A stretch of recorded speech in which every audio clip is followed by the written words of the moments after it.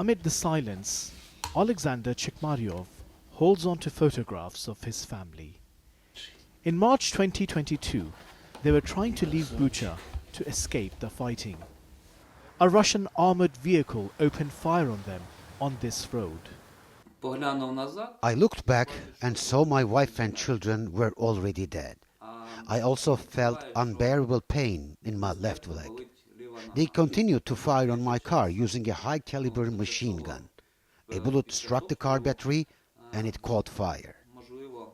His two sons were 5 and 10 years old, their mother 35. Alexander lost a leg. The couple had left behind their home in the Donetsk region of eastern Ukraine after the first Russian invasion in 2014 and had started a new life in Bucha. Alexander says he's struggling to overcome the tragedy. His kid's vacant room shatters him every day. He sees the new US administration's approach as insult to injury. Betrayal is an understatement. This is not a betrayal. This is the destruction of a nation. I believe that it is. The Americans and the Russians have long known about the minerals in Ukraine, and this is all they are after. These sentiments are increasingly shared by many in Ukraine. President Zelenskyy says a draft minerals deal with Washington does not contain the security provisions sought by his country. The US government denies betraying Ukraine. Its officials say they're still assessing the situation.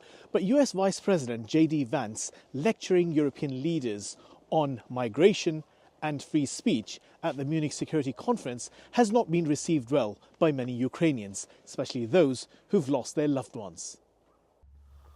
Alexander says he's now working with Ukrainian prosecutors and international organizations to hold the killers accountable. But his optimism is fading away. At the graves of his wife and children, he lights a candle, flickering symbol of hope amid the darkness of loss. As the flame burns, so too does his resolve, a quiet promise to seek justice for those he can no longer hold. For Alexander and countless others in Ukraine, the fight for accountability continues, even as the scars of war deepen with a sense of abandonment.